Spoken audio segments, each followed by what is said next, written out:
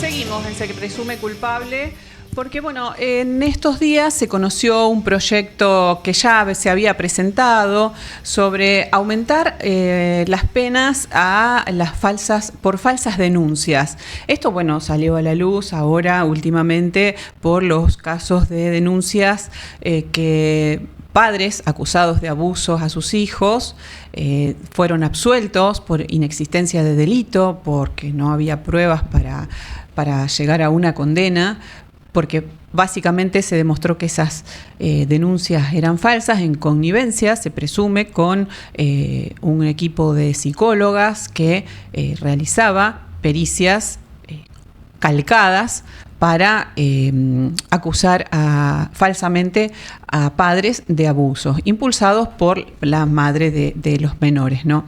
Bueno, la ley el proyecto de ley presentado por la senadora Carolina Lozada habla de endurecer las penas de 1 a 3 años de prisión a quien, sabiendo que el delito no se cometió, hace una denuncia. Bueno, esto específicamente apunta a los casos de violencia de género, de integridad sexual y menores. Y bueno, el objetivo es modificar el artículo 245 del Código Penal, que específicamente es de falsa denuncia, y esto también medio que genera un poco de confusión con el artículo 275, que es de falso testimonio, pero para aclarar estos puntos y bueno, cuáles son los puntos centrales de este proyecto de ley, estamos con la doctora Candela De Marchi, que es abogada por la UNR y es penalista, litigante y especialista en Derecho Penal por la UNR también. Bienvenida, Candela, muchas gracias por acercarte hoy. No, muchas gracias a ustedes por la invitación. Buenos días a vos, al equipo y bueno, a la audiencia también. Gracias por la invitación. No, por favor. Bueno, vamos a contar un poquito de qué se trata. Bueno, yo comentaba que específicamente se trata de el proyecto habla de modificar el artículo 245 del Código Penal, que específicamente habla sobre la pena que reciben personas que hacen una falsa denuncia, pero también hay otras modificaciones que pretende también incorporar en el artículo 275, que habla de que será reprimido con prisión de 1 a 4 años el testigo, perito o intérprete que afirme una falsedad o negare o callare la verdad en todo o en parte en su disposición. Bueno, y también el inciso 3 del artículo 277, que habla de que si la víctima, del encubrimiento, ¿no? Encubrimiento si la víctima del delito fuese menor de edad o en el contexto de violencia de género, o víctima de delitos contra la integridad sexual. Ahí se modificaría también la pena en esos casos. Es decir, quien haga la falsa denuncia y quien encubra también ese delito. ¿Es necesaria esta modificación? A mi criterio no es necesaria. ¿Y por qué lo digo, digamos, no? Porque ¿qué es lo que trae de novedoso el proyecto? Primero, importante hacer conocer a la audiencia que el delito de falsa denuncia, al igual que el delito de falso testimonio, que el falso testimonio está dirigido precisamente a las personas que puedan haber sido testigos de algún delito, o un presunto delito, ¿no? Porque delito confirmado vamos a tener cuando haya una sentencia que así lo establezca y diga, bueno, esta persona cometió este delito. Exacto. Eso porque rige el principio de inocencia. Venía escuchando recién, hace un ratito, al presidente de Inocente Colectivo, me pareció muy interesante, bueno, marcarlo desde este punto, ¿no? Hasta que nosotros no tengamos una sentencia condenatoria, hay una presunción de que alguien cometió un delito, pero para esa persona rige la presunción de inocencia. Entonces, el delito de falsa denuncia y el de falso testimonio ya estaba establecido. Sí. Falsa denuncia es puntualmente este delito es para aquella persona que deliberadamente anoticia a las autoridades que se habría cometido un delito. Y cuando digo deliberadamente es con el conocimiento y con la voluntad de anoticiar un presunto delito que no ocurrió. Exactamente, que no ocurrió, o endilgarle puntualmente a una persona que no cometió, o a noticiar la existencia de un delito que no ocurrió. Claro. O que no es delito tampoco, entonces se modifica. Entonces, bueno, eso es un poco el espectro de lo que busca el Código Penal.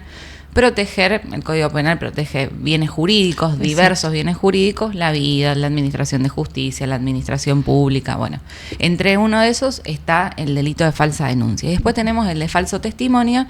Me refiero a estos dos en concreto porque son los que el proyecto un poco apunta en concreto, que tiene que ver con aquellas personas que ingresen a un proceso judicial como testigos, que puede ser porque por sus propios sentidos hayan percibido o hayan tenido conocimiento de un delito. Por ejemplo, no sé, digo, un robo, entonces yo acá estoy viendo que en la calle están robando a una persona, yo lo percibí a través de mis sentidos, lo escuché, lo vi. O aquellas personas que hayan actuado como peritos o intérpretes en concreto. ¿Qué es lo que busca el proyecto? El proyecto lo que hace es una reforma concreta en un aumento de penas, particularmente para el delito, bueno, como decíamos, de falsa denuncia y el de falso testimonio, y en el delito de encubrimiento, cuando lo que se esté denunciando falsamente sean delitos en un contexto de violencia de género, porque no existe el delito de violencia de género en sí, sino que son delitos que se dan en un contexto de violencia de género que es diferente. Claro. Cuando se denuncian abusos sexuales hacia niños, niñas y adolescentes, o abusos sexuales, en esos casos en particular, el proyecto lo que busca es aumentar la pena puntualmente para esos. Yo decía cuando empecé mi alocución que para mí no es necesario, porque las estadísticas y la evidencia empírica lo que demuestra es que no es una problemática que requiera que el Estado trabaje de una manera diferenciada o poniendo el ojo o haciendo un zoom sobre esta problemática en concreto. A mí lo que me parece es que está sucediendo es que hay una cuestión que tiene que ver con lo mediático y la construcción de un discurso mediático que lo que busca básicamente es avalar este proyecto y, en definitiva, a mi criterio, esto sí lo digo a modo completamente personal, es una persecución puntualmente hacia las niñeces y hacia las mujeres y disidencias sexuales en particular, porque lo que busca es disciplinar y desalentar la develación de ciertos delitos. Estamos en un contexto donde, digo, Carolina Lozada en particular forma parte de un proyecto nacional, de un proyecto político que niega la violencia de género. Por ejemplo, lo hemos escuchado en diversas oportunidades al presidente de la Nación y a muchísimas personas. Digo, no teníamos un Ministerio de Mujeres y Diversidad, ese ministerio no está más. Entonces, pensar esto no como una problemática real, porque las estadísticas, esto no lo digo yo, digamos, son estadísticas empíricas, demuestran que las falsas denuncias no son, como se las ve, realmente un problema social en que el Estado tenga que aumentar la pena. Otro tema aparte, a mi criterio, que supongamos que esto fuera así, que realmente fuera una cuestión empírica, que las estadísticas nos están diciendo que es tremendo o extremo, claro, que es muchísimo, ¿no? Muchísimo, pero las estadísticas, digo, ¿no? Porque después también, a ver, vamos a ser conscientes. Existen casos, por supuesto. No lo negamos, aparte, bueno, yo venía escuchando al presidente Inocente Colectivo y realmente existen casos. Lo que yo noto con esto es que se busca legislar la patologización de muchas cuestiones que pasan en la justicia. Y nosotros lo que tenemos que alentar, y digo, las personas que hayan sufrido una falsa denuncia o un falso testimonio, digamos que los hay, yo ejerzo la profesión y tengo casos que vos decís, che, esta persona está privada de su libertad y no yo, hizo nada. Y hay puede haber una sospecha porque de algún lado, pero no existe evidencia que vos digas y es determinante o incluso que pueda atravesar ese proceso en libertad. Entonces me parece que la patologización de ciertas cuestiones que pasan en la justicia o en el sistema se está tratando de legislar a través de la patologización y no tratar el problema de fondo. Como siempre decimos, ¿no? Se ataca las consecuencias y no las causas, porque me parece en este tipo de hechos, de causas, no solo en estas, sino en todas las que llegan a la justicia, la responsabilidad de definir si existen pruebas y de hacer el filtro de llegar a un juicio o avanzar en una causa o se archiva por falta de pruebas o por inexistencia de delito, la responsabilidad es de la justicia y principalmente cuando hablamos de temas penales en cabeza de los fiscales puntualmente y hasta en su defecto del juez,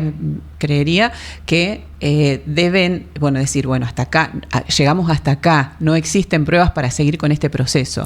Entonces, estamos sacando el eje, poniendo la responsabilidad en otro lado. Exacto, yo algo que escuchaba mucho y que me parece importante decir es que no haya una condena, una sentencia condenatoria, no quiere decir que haya una falsa denuncia. O sea, tenemos que separar falsa denuncia o falso testimonio de sentencia absolutoria. Claro. Porque la sentencia absolutoria se puede dar por diversos motivos o incluso el avance de un proceso penal puede en algún momento cortarse y no llevarse incluso a juicio. Una denuncia, por lo menos en lo que tiene que ver con nuestro sistema procesal en Santa Fe, una denuncia se puede desestimar cuando todavía no hubo una audiencia imputativa, y eso se puede desestimar por varios motivos, porque hay una inexistencia de delito, porque no se configura el delito. O sea, la configuración de un delito requiere una serie de exigencias que nosotros lo vemos en lo que es la tipicidad, o sea, que lo que haya pasado esté descrito puntualmente en conductas que estén puestas en el Código Penal. Claro. Porque eso hace parte del principio de legalidad, que es un principio muy importante que nos protege a todos y a todas las ciudadanas, en que ninguna persona por cualquier cuestión nos pueda denunciar y el Estado avanzar en una investigación por algo que no está legislado. Claro. Entonces eso es muy importante, y separar estas cuestiones. Digamos, la Fiscalía lo que tiene en su deber es investigar cuando llega una denuncia donde sea noticia de un hecho, y esa investigación además tiene un doble estándar, que es un estándar de objetividad, que es muy importante porque cuando vos tenés, por ejemplo, una persona denunciada por abuso, supóngase que en tal día, tal hora la denunciaron por abuso, pero yo tengo una persona que está investigada, que supóngase que la imputan, y esa persona va y le dice a la Fiscalía en una audiencia o en un proceso o acompaña evidencias a través de su defensa, mire, yo a esa hora y en ese horario estaba, no sé, en Japón, por decirte algo extremo. Bueno, la Fiscalía tiene el deber de tomar ese discurso y esas evidencias y ver realmente de contrastarlas, y cuando las contrastamos decir, bueno, yo puedo avanzar en esto o no. Claro. Lo cual esto no quiere decir que se haya denunciado falsamente. Claro. Porque la denuncia, porque puede haber un error, puede haber una equivocación, la denuncia falsa tiene que ver con una intención y voluntad de noticiar un hecho que no sucedió. Caso más típico, que en épocas de crisis han pasado y han sido, digamos, o han subido las estadísticas, los seguros. El famoso fraude al seguro, el que prende el auto o lo vende en un desarmadero y dice que se lo robaron, o lo prendió fuego.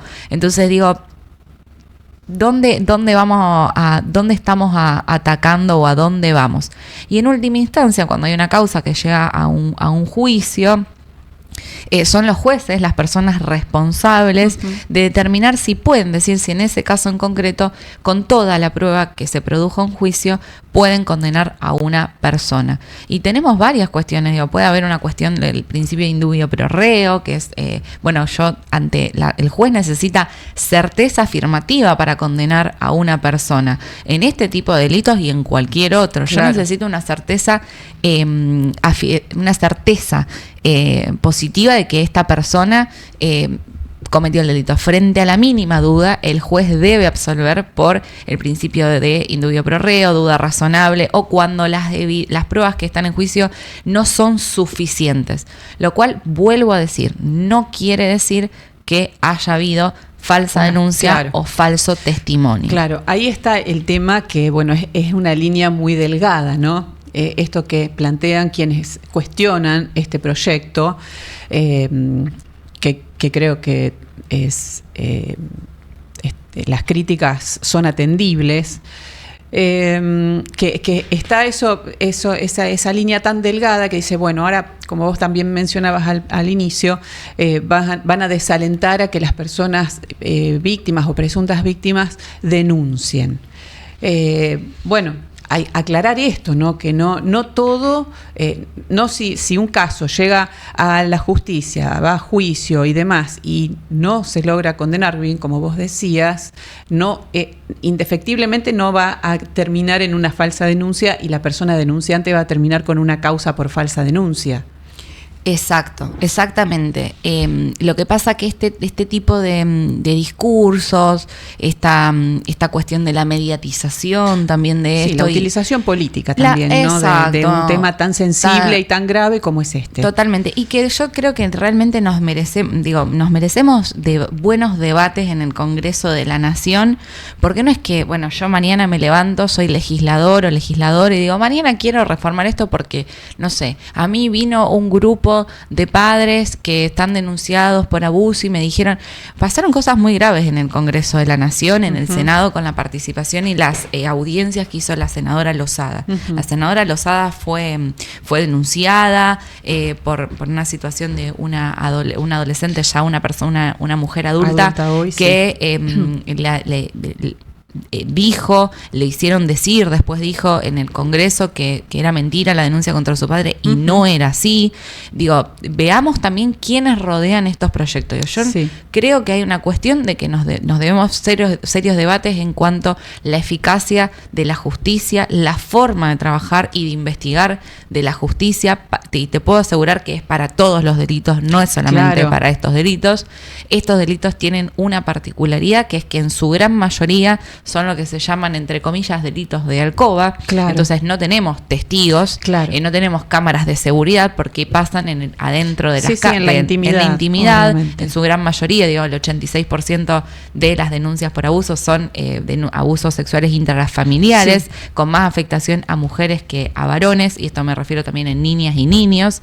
No lo digo yo, lo dice UNICEF, las estadísticas en este sentido, pero además cuando yo me refería a esta cuestión de lo que busca es desalentar el develamiento, esto implica también por desconocer que existen desigualdades estructurales propias de una sociedad que, nos guste o no, la sociedad tiene resabios de machismo, de adultocentrismo. Las voces de las niñeces también tenemos que resguardarlas y protegerlas. Y por otro lado, ¿no?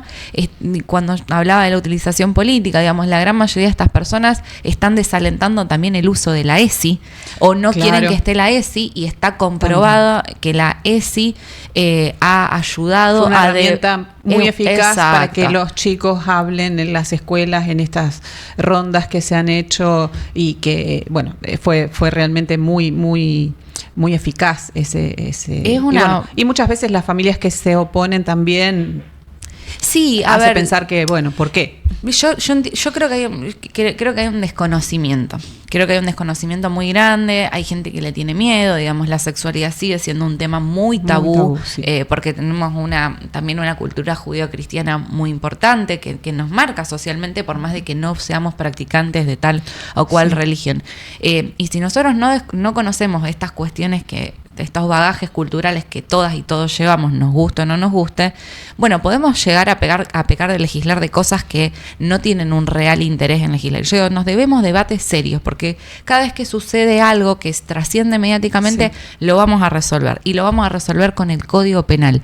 Y la evidencia empírica demuestra también que el aumento de penas no colabora en la disminución del delito. No es una política que desaliente la comisión del delito. Lo que sí, particularmente yo decía esto de, bueno, busca desalentar. Imaginémonos una mujer que viene atravesando, una infancia que viene atravesando situaciones de violencia sexual o violencia en un contexto de violencia de género, violencia física, y que quiere ir a denunciar. ¿Y qué está pensando en ese operador, esa operadora de justicia que la va a recibir? Cuando a lo mejor hace años que viene padeciendo esa situación, y incluso a veces los familiares mismos no lo notan. O digamos, quienes hemos trabajado o acompañado estos procesos, sabemos lo difícil que es denunciar. Ir a denunciar un hecho de abuso sexual implica que uno tenga que abrir un montón de puertas en la intimidad que son muy difíciles. No son procesos que lleven 2 días, no son cuestiones que sean de un día para el otro, son procesos que llevan un tiempo, que implican estar sometido a veces a esa espera, a esa angustia, el volver a hablar un montón, las veces que revivir todo. Volver a revivir todo. Y hace 2015, 2016 nosotros estábamos pensando en reformar, por ejemplo, el Código Penal en lo que tiene que ver la prescripción de los delitos contra la integridad sexual en niños, niñas y adolescentes. Sí. Y de hecho Patricia Bullrich mencionó cómo había bajado la situación de la baja estadística en denuncias de abusos sexuales frente a una realidad que determina o dice que hay muchos más abusos sexuales de los que realmente se denuncian. Y cuántos hechos no se denuncian, que en general porque fueron abusos simples, porque pasaron hace mucho tiempo. Pero 2015, 2016 nosotros estábamos discutiendo en pensar la no prescripción de los delitos de abuso sexual en niños, niñas y adolescentes hasta la mayoría de edad, o hasta que pueda efectivamente realizar o ratificar la denuncia que fueron realizadas por sus progenitores o realizarla ellos mismos. Entonces, ahí se legisló a conciencia, decir, bueno, develar este tipo de delitos lleva un proceso que tiene que ver con los tiempos propios de una persona víctima. Son los únicos delitos, bueno, salvo los delitos de lesa humanidad que tienen un carácter específico, son los únicos delitos en nuestro Código Penal que no prescriben. O sea, que no tienen una prescripción establecida cuando son víctimas de esos, o sea, son víctimas de esos hechos niños, niñas o adolescentes. Entonces es muy, esto empíricamente el proyecto no se condice con la realidad, y esto busca, a mi criterio, desalentar, y hay un estado de desprotección muy, muy grande hacia las mujeres, hacia las infancias, porque también tenemos que hablar de que muchas veces no se denuncia porque, bueno, a veces puede ser el victimario, es el sostén económico del hogar, se rompe la familia. Entonces, si nosotros lo vemos y lo analizamos así solo, es muy difícil, muy difícil. Bueno, sí, clarísimo, Candela, toda la explicación que das. Como para ir cerrando, ¿qué mensaje podemos dar para que, bueno, la gente no crea en esto, no genere falsas expectativas o no apoye a veces decisiones que tienen que ver más con una utilización política, como decía antes, y que realmente sea una solución al problema? ¿Qué podemos decirle a la sociedad para que analice un poco este proyecto? Yo creo que, por un lado, nosotros, el punto primordial es tenemos que exigirle más a la justicia. Y entender también que la justicia cumple un rol trascendental en el ejercicio de la democracia. En definitiva, son quienes, personas terceras, ajenas, extrañas, que van a resolver un conflicto que existe, conflicto social, ya sea entre particulares o entre particulares, pero que toma una relevancia penal. Entonces, eso nos exige que como ciudadanos y ciudadanas le exijamos a la justicia un buen trabajo. porque como tenemos estas cuestiones de, no sé, separamientos entre madres, padres con sus hijos, como se venía diciendo, o que existan falsas denuncias, una buena investigación, una buena resolución, un trabajo a conciencia, mayor rapidez también se necesita, para eso se necesitan recursos, claro. Eso también es muy importante decirlo, las fiscalías necesitan recursos, el Poder Judicial necesita recursos para trabajar, y lo segundo es, no es lo mismo una falsa denuncia que no una condena, una sentencia condenatoria. Claro. Diferenciar estas dos cuestiones, y que esto no lo digo yo, ONU refiere que en estudios que se han hecho en 3 países, las denuncias falsas por violencia de género representan entre un 1 y un 6%, lo cual es replicable, bajísimo, muy bajo y replicable en la Argentina, y que para hacer todo este dispendio legislativo frente a la realidad que estamos viviendo, que sabemos que la Argentina tiene millones de problemáticas mucho más importantes que un 1% de falsas denuncias, como para que estemos realmente invirtiendo tanto dinero. Digo, las medialunas que se comen en esas, claro, en esas reuniones que arma la Carolina Lozada, la pagamos todos y todas con nuestros impuestos también. Entonces digo, realmente hacia dónde vamos cuando queremos legislar en esta materia. Demos los debates como los tenemos que dar, en un tono respetuoso y realmente trabajando sobre la real problemática, pero con estadísticas, con datos empíricos y no con utilización política. Bien, muchas gracias, Candela. No, Alejandra, gracias a ustedes. Esta aclaración que hiciste sobre este tema, que es un tema sensible y que afecta, ¿no? Si bien a una minoría, pero es necesario que se resuelva. Así que bueno, muchas gracias. Gracias a ustedes.